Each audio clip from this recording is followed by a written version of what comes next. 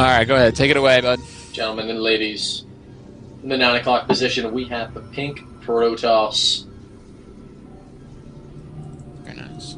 Opening with Stargate play of 2 different variations throughout this tournament. Definitely. We'll see what he does this game. It's on Terminus Re. He's the pink Protoss. He is EGAxslav. His opponent. Spawning in the 6 o'clock position is the Macrolicious Zerg. He is roxkisSlivko, our blue Zerg. We will have to see what both of these players do. I mean, they've been playing a lot of similar openings, going for fast expands and whatnot, and then Axslav always, of course, going into that Stargate play. So we will have to see if he opts for the Stargate play again, and if he does, if he goes those Phoenixes right away, or if he just opts to go Void Ray again, because we have been seeing no cross position. It's always been close by air with these two, but this is a huge map as well. Yeah, it is a gigantic map that doesn't favor as much the timing pushes that Axslav has so heavily relied on in this series, and more leans towards Slivko's really heavy macro style of play. So yep. I'm slightly surprised that Axslav chose this map, but the third in this new version of Terminus has rocks on it. Woo. Slivko probably not going to be too happy about that because he loves both games so far. We've seen him go gasless 3-base. Yep. And this isn't a good third for Slivko either, as it. Yeah, he's expanding towards his opponent. Ah, he just noticed. He's like dropping his hatchery, and he's like, "Shit, I need to think about what I want to do here." Like he had his idea, you know, he's been relying on this quick 3-base, as we were just discussing, and he just realized, I can't take an easy third, and he's going to be way more upset when he sees the spawning positions. Yep, definitely. Because as you said, the third that he would prefer to take quickly then is literally like right next to Axslav. Yeah, and that is just not good. He's just going to go with it. He had some rethoughts. Maybe we'll see that aggression. He may actually take that third before he realizes Axslav's position. That's true too. Well, we haven't seen him do a lot of drone scouting.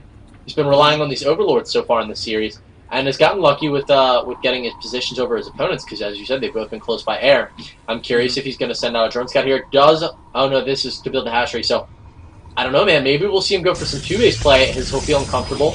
It's really 3 options. He's either going to 2-base play, he's going to go for a blind fast third that's going to be terrible for him because it's going to be right next to Axslav, or he's going to do a drone scout, which we haven't seen him do yet at this point. I'm opting for the drone scout for sure. Yeah. For sure. Yeah, with a big map like this, and like if you just know that you might be expanding towards your opponent, he has to add the aggression this game, I believe. I just really think. Let's see that Roachling 2-base type of all-in attack with a macro hatch or something. Just throw Axslav off his game, because we are seeing the exact same thing out of EGAxslav right now, getting that fast nexus, getting that forge, getting that gateway. No difference whatsoever. He's saving up that chrono. He's always saving up that chrono. We noticed that last game too. I'm pretty sure he gets that warp gate out, and I think he likes to warp out those Phoenixes and Void Rays when he goes that Stargate play. Why use it now when you can use it later, right?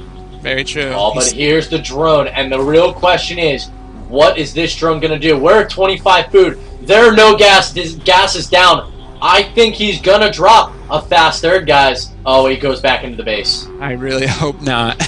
And you know what? He saw the spawning positions. Yep. Saw the probe. Stacking up a lot of minerals right now. What's he going to do? And he changed his mind. 2 gas simultaneously. This is what we saw him do when he went for heavy roach aggression. Okay, yep. This is the map to do it. And Axslav should know that as well, especially with the positioning that the Zerg can't take their third, and that they are going to opt to go off for second 2-base aggression. But if Axslav goes for a quick Stargate, you can go for like a 1-gate Stargate play here. We do see him lining up to take his gas. If he goes for Stargate play, he's going to destroy this roach aggression. Yep. He's got to get those Void Rays out, opt for those Void Rays at least over the Phoenix. Alright, well, the Cybernetics core has completed. He immediately does start Warp Gate. The question is it going to be a Stalker or a Sentry that comes next? Sending the Zealot out to do some scouting. I'm really waiting to see what this is going to be. If it's a Sentry, he's not going to have gas for a while to get the Stargate. He's certainly not going to get inside to see anything.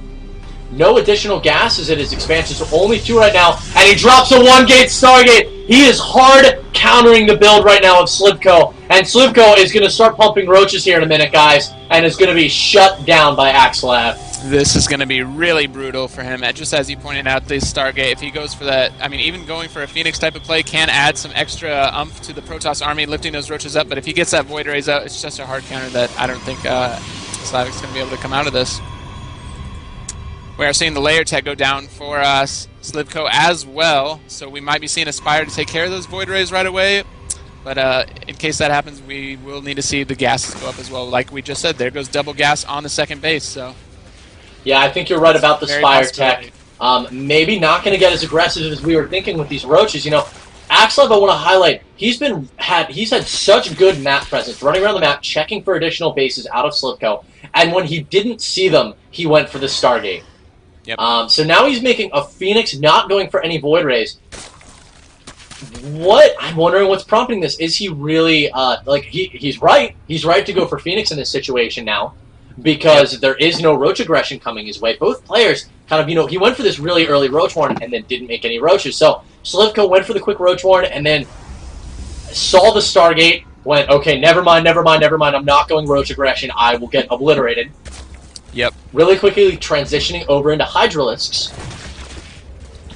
Again, I don't know what these Phoenix are going to do. I mean, he's going to have to make them useful. He's going to spot another Overlord right here. Good. So he's taken out at least 2 Overlords now. He continues the Phoenix production. He is up to 2 right now, going for 3. He might be just going for that 4 set like he had last game. Getting the 3 gates, he might be going for the exact same push he had last time. The 7-gate Stargate Phoenix push. And again, we are just having the Hydra Den. This is almost the exact same layout, except for more Overlords are obviously getting picked off, and he may be doing a little more damage.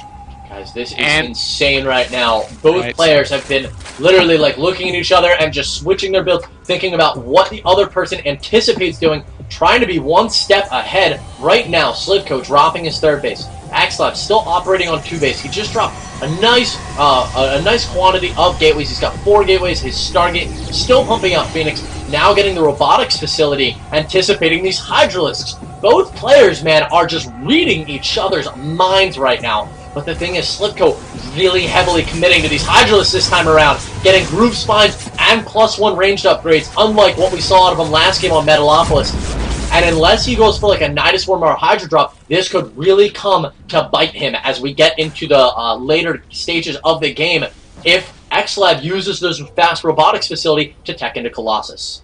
Yep, and here we see some aggression from the Zerg, possibly. This is just a complete difference that we see out of Slivko. He stopped macroing, no more drones, just Lings and Hydras right now, and he's going to start moving in. So we are going to have to see how EGAxslav responds to this, because he is trying to go for his 3rd right now. Oh, but he's building another robotics facility, and that is not what he needs to deal with. Hydralisks. EGAxslav could be in so much trouble. He realizes this is warping in 3 additional photon cannons. The cybernetics core is going to get focused down so quickly, warping in some zealots. He's got a nice quantity of stalkers here, but look at all the Lings and Hydralisks out of Slivko. You know, they talk about how Hydras are not a good unit to have when you're pushing your opponent because you can't pull back from engagements, but I don't see Slivko needing to pull back here. These cannons are going to finish up. That's what EGAxslav really needs to hold this, but it's still going to be really rough for him. There's so much DPS coming out of these Hydras. 1 cannon goes down, 2 cannons go down, focusing down the 3rd cannon, 3 cannons, 2 fall probes coming off the line to help with this. EGAxslav's in so much trouble. Yeah, there are way too many Hydras. He is microing them really well, pulling them back, but he is starting to lose them slightly. If he gets another good warp-in cycle, he might be able to take out this force. He's not really reinforcing it. I mean, there are 4 more Hydras coming, but I don't think that's going to be enough. Let's see. Yeah, he definitely missed his macro a little bit back at home. He missed. Yep. There should have been waves of reinforcements here that certainly did not come and arrive. So, we see 59 energy pulled on this queen, and 39 on this one, so definitely missed some very, very important larva injects.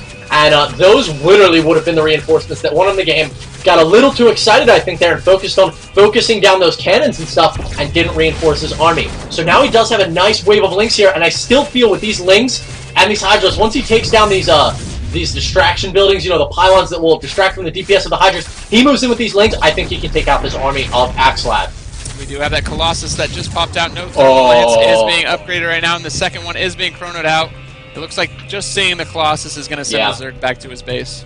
That Colossus makes such a difference. I was talking about how he made that second robotics facility. If we look back into his main, we do see he canceled it and replaced it with a robotics bay, which made all the difference. If that Colossus didn't arrive, it would have been bad. It would have been dead. But I mean, he, like you said earlier, he could have ended the game if he would have just macroed behind his attack and he could have just sent a wave of Lings in, and he could have just done so much damage to EGAxslav's, either his economy, at least taking out a bunch of probes, or he could have just overwhelmed him completely. Simultaneously, during all of this, though, Slivko with some very impressive creep spread. I gotta say, man, I think this is one of the most well-played games we've seen out of Slivko this entire evening. We've casted a good 10 games out of him. Never seen a game with such crisp execution. His creep spread is off the hook, and that's only the one thing we're seeing that is really, really bad out of him. Look, his Overlord spread is even, he's been a little on top of that. He's still got a little Overlord party going on, but I definitely agree. Really nice execution out of him. Yeah, he's keeping those Overlords inside his base. Those Phoenixes are still roaming around, trying to do a lot of damage. I mean, great by Slivix right now, or Slivko. He's sending out an Overseer to make sure that there are no like hidden bases. Yeah. On Slivko. The Phoenixes are going to find that. That's going to make him a little unsure. He may want to make another one, but you know he's got to remember. Meanwhile, Probe going around checking all the different positions. Who knows? He could also choose to Ninja expand. This is the perfect map to do it on. It really is. So huge. If you don't, I was just patrolling actually. Right. If you don't check, I mean, if you don't check these bases by at least around the 15-minute mark for like these Ninja expansions, it can really set a player behind. So. Definitely can. EGAxslav's macro, man. 70 workers to 70 workers for Slivko. While Slivko definitely did a ton of damage early on, he is only now just dropping his 4th base, which needed to be dropped like right after that engagement was over. Yeah, definitely. I agree completely. So we are seeing another attack possibly. There are a lot of Lings hanging outside of EGAxslav's base. Yeah, I don't think he's in quite a position to engage right now. There are 4 Colossus there. If he grabs, he's got a decent quantity of Hydralisks. Does he have Overlord speed? Take a look at he has Overlord speed. He can make a creep highway with all these Overlords. That will give his Hydras significantly more mobility and allow them to deal with, because the gateway count for EGAxslav is actually really low. And if he gets in with these Overlords, gets some really nice spread going on with his creep, there's a chance he can take EGAxslav out right here if he chooses to get aggressive. But I think his best option right now is exactly what he's doing. He is expanding everywhere. Yeah, Slivko, and I mean, EGAxslav is going to see that one expansion at the 3 o'clock. He is not going to notice this 12 o'clock position, so this is actually a good move by Slivko. By taking this somewhat hidden expansion to the 3 o'clock, I don't think EGAxslav is going to suspect anything at the 12 o'clock position. There is a Dark Shrine being warped in the back of EGAxslav's main right now. That's going to give him some harassment options. I love the timing, by the way, of this Dark Shrine. It's right at the point where the Zerg is starting to expand to locations that are very remote.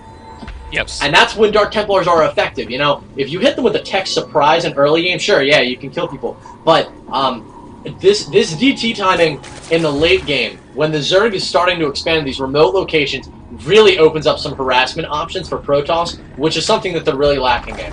Yeah, definitely. This is definitely something I like to do when I'm at about the 18 to 20 minute mark, is I like to throw in some DTs or some Warp Prisms and make sure those remote hatcheries just have some aggression on them, and it really spreads out the Zerg army, which makes it easier for doing those big attacks on the front.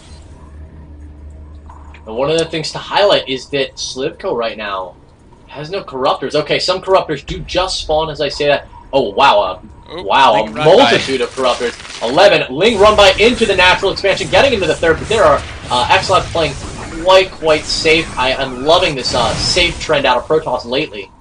More Protoss playing safe, as they've been notorious for being greedy. A lot of Broodlords morphing in, and if these finish in time, he'll have a pretty easy time holding off this move from EGAxslav, as there's no Void Rays with this army. Yeah, that is a lot of Broodlords morphing in right now, and EGAxslav is going to be looking into trouble right now. I mean, he finally dealt with that expansion on the 3 o'clock. Again, I don't think he's going to ever notice the one at the 12 o'clock, even though it really hasn't been utilized yet, and we are going to see the attack start to go up to the front. EGAxslav needs to go home. He needs to get defensive. Get out of here. Run. Run. Okay, he's running. So, if EGAxslav gets home, here's the thing. Some sentries and Zealots do get bungled here. That is a very nice move for Slivko. 2 sentries. There are only 3 remaining now. But here's the thing. EGAxslav has a superior economy in all honesty. Well, Slivko just made a wave of burns, but 85